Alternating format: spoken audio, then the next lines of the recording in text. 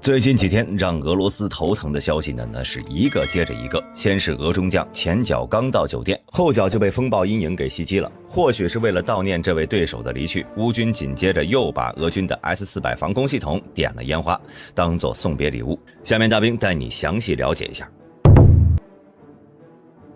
综合媒体报道，俄军前南部军区副司令第144摩托化步兵师指挥官奥列格·佐科夫中将，在当地时间7月10号深夜，在别尔江斯克纳扎酒店被乌军使用风暴阴影导弹消灭，这是乌克兰战场阵亡的第7名俄军将军了。令人意外的是，佐科夫中将及其手下是在导弹袭击当天才入住了位于别尔江斯克海边的纳扎酒店，结果才住下了不到1天，就遭到乌军的精准打击。到了6月12号，俄军第35集团军参谋长谢尔盖·格里亚乔夫少将也在扎波罗热地区遭到了风暴阴影的袭击阵亡。6月13号，俄副总理兼工业和贸易部长丹尼斯·曼图罗夫在赫尔松视察时也是险些遭到了风暴阴影的袭击。报道称，在曼图罗夫离开会晤地点后几分钟，乌克兰军队发射的风暴阴影就命中了他曾经到访的位置。以上种种案例让人细思极恐啊！难道说现在北约的情报网络已经这么精准了吗？前脚刚住的酒店，后脚导弹就来了。对于这几次的袭击呢，乌克兰官方并未给出过多解释，但大兵个人猜测，应该是和附近的乌克兰卧底有关。在前一期节目当中呢，咱们提到了现在乌克兰普遍使用的刺前麻通用作战系统，该系统呢可以帮助乌克兰军队中使用各种类型的火力支援部队进行瞄准和实时打击。其作战数据来源呢，是从侦察卫星图片、无线电情报系统、无人机，甚至是附近的乌克兰居民身上来获取的。因此，大兵猜测，在俄军这些高级将领出现后呢，或许就有人使用了该系统，将相关信息发送给了乌军情报机构。乌军呢，又安排了当地的情报人员进行核实，在确认来了一条大鱼之后呢，就直接出动战机进行精准打击。据了解，在俄中将酒店遇袭当晚，有一架苏25战机从第聂伯罗携带着风暴之影导弹起飞，在扎波罗热上空发射导弹，从而将整栋酒店摧毁。事发后，俄方马上封锁了该酒店，并启动了救援措施，翻开废墟，抓紧救人，但最终未能成功。令人疑惑的是，乌军的阵地到亚速海海边的别尔江斯克距离有着约200公里，巡航导弹飞行的时间需要10几分钟，在这10几分钟内呢，俄军的侦测与防空体系似乎并未发出预警，最终导致自家中将成功遇袭。看来与正在不断进步的乌军不同，俄军的防御体系那是一点儿也没变啊。更让人唏嘘的是，按照俄国防部的说法，这位奥列格·佐科夫中将在去年9月份就在前线曾被海马斯火箭炮击伤，在出院后因功而被提拔为中将。此后呢，这位中将就长了记性，再也不敢进入到海马斯火箭炮的射程范围了。但今时不同往日，乌克兰的军事力量在随着战争飞速进化，在英国的帮助下，乌克兰空军已经获得了最大射程300公里风暴阴影巡航导弹，这种导弹专门被乌军用于打击高价值目标。很明显，这位中将呢就属于打击目标之一。看来以后啊，海老师到不了的地方，还有风暴老师会出手。不过最近出事的俄军将领还真不少，除了先前那几位之外呢，俄军编制规模最大的第58集团军最近也有将领出事。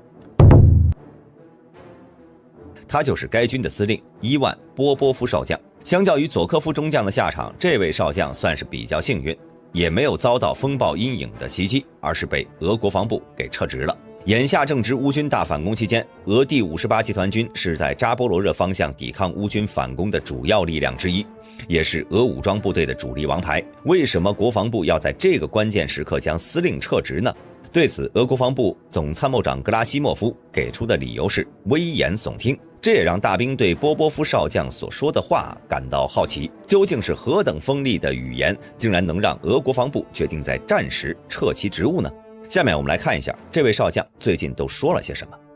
波波夫称，自己向军方领导层报告了俄罗斯军队在战斗工作和支援方面存在的主要问题，包括缺乏反炮兵作战、缺乏炮兵侦察战，以及我们的弟兄正在被敌方炮兵大规模杀伤。除此之外呢，他指出有必要轮换长期处于前线的部队，并补充伤亡惨重的部队兵员，再往后就没了等等。如果大兵没听错的话，上面这些不都是现在俄军所面临的问题吗？缺乏反炮兵作战能力，这是板上钉钉的，要不然那位牺牲的中将也不会到现在都不敢走入海马斯的射程吧。想要更好的进行反炮兵作战，多建立一些炮兵侦察站也是应该的吧。这种大兵都能看到的问题，身为俄总参的格拉西莫夫同志不会看不到吧？开玩笑啊，我格拉西莫夫那可是让土耳其闻风丧胆的爱校男孩，怎么可能会因为这种建议就直接撤换前线指挥官呢？我明白了，一定是后面那2句。来，我们看一下后面2句是什么。我们的弟兄正在被敌方炮兵大规模杀伤，并且我们有必要轮换长期处于最前线的部队，补充伤亡惨重的部队兵员。谣言，一定是谣言。我大俄罗斯可是战斗民族，将士们是个个悍勇无比，手撕猛虎，脚踢棕熊都不在话下，怎么会被乌克兰炮兵大规模杀伤？怎么会伤亡惨重？什么？你说俄罗斯缺少反炮兵能力，那又怎么样？难道区区火炮就能打垮俄罗斯吗？不可能，根本不可能。所以说这一定是谣言。而最后一句补充伤亡惨重的部队，让前线士兵轮换休息，就更是无稽之谈了。我邻居表弟的小姨子就在俄罗斯居住，他昨天还在推特上炫耀自己儿子从战场上抢回来的大冰箱呢，就等着凑一套家具装新房呢，怎么会想回来休息？根本拉不完好吧。看来笑将啊对波波夫的评价十分中肯，根本就是危言耸听。被解职的波波夫当时就震惊了，气愤地录制了一段音频炮轰俄国防部。他表示，正如许多团和师的指挥官今天所说的那样，我们的军队没有在正面被击破，但我们的最高级别的指挥官却在背后打击了我们，从而在最困难的时期背信弃义地斩杀了军队。看吧，我就说这个将领是有问题的，说话的方式总是让人莫名其妙地想到普京的某个光头厨师。撤职，必须撤职。说完了俄罗斯的将领，我们再来看一下这几天的战场态势。最近呢，俄军继续将主要精力集中在了库皮扬斯克、莱曼、巴赫穆特、阿夫迪夫卡和马林斯基方向，激烈的战斗仍在继续。乌克兰的推进虽然缓慢，但至少是有效果。战争研究所宣称，乌克兰军队在今年夏季的反攻中已经收复了超过250平方公里的土地，这与俄罗斯军队在6个月里占领的领土一样多。在各条战线上，进展最大的莫过于巴赫穆特。赫尔斯基上将在电报上表示，目前乌军已经成功控制了巴赫穆特市区周围的高地，将城内的俄军围困，整个城市已经处于乌军的炮火的火力覆盖范围之内。收复失地的工作正在按计划进行，并且在乌克兰最新发动的精准打击中，还摧毁了俄军的 S-400 防空系统的 5P85SM-21 移动导弹发射器和 92N6A 雷达。此事件呢，已经被乌克兰国防部发图证明了。从照片中可以看到，该系统的重要组成部分已经确实被摧毁。从开战以来呢，这已经是第2套被摧毁的 S-400 防空系统了。上一次还是在赫尔松那边，而这2次战绩都出自海老师之手。另外 92N6A 雷达之前呢，从未在战斗中被摧毁过，这一次是这种雷达的首次确认损失。对于任何防空系统来说，雷达都是最宝贵、最有价值的组成部分。92N6A 雷达被毁，证明这套系统失去了最重要的模块。另外 S-400 的屡次表现也让其成为了世界上最具争议的防空系统之一。在俄军的数据中， S-400 的防御范围最远可以达到380公里，但它却被射程仅为90公里的海马斯摧毁，这也进一步说明了这款防空系统的水分有多大。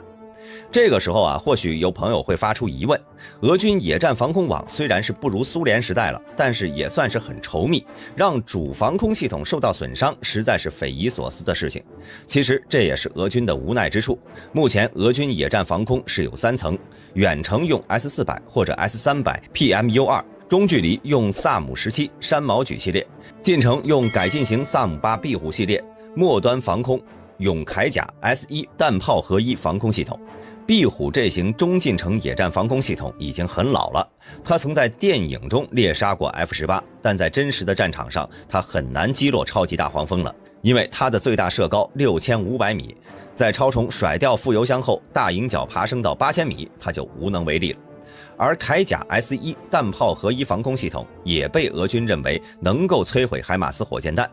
可是现在已经证明他们并没有这样的能力。另外，俄军到现在也没有一型可靠的大型察打一体无人机，这个装备呢被认为是改变2020年后的战争样式。目前，俄乌双方都在使用大量的民用无人机作战，虽然也能取得良好的侦察和心理战效果，问题是这种小型无人机对于乌克兰60多万平方公里的国土面积，全面覆盖性战役侦察能力太低了，只能用于营连分队的战术侦察，而且漏洞非常大。如果有滞空时间超过24小时的大型无人机，哪怕是只有10架也行，覆盖目前大部分交战区，再加上自身就携带一些空地弹药，就能第一时间发现海马斯并摧毁，大幅削弱其威胁。最后，我们再来看一下北约在维尔纽斯的峰会。一连2日的北约峰会于7月11号起在立陶宛首都维尔纽斯召开。乌克兰总统泽连斯基这几天备受关注，他不停地参加各种外交活动，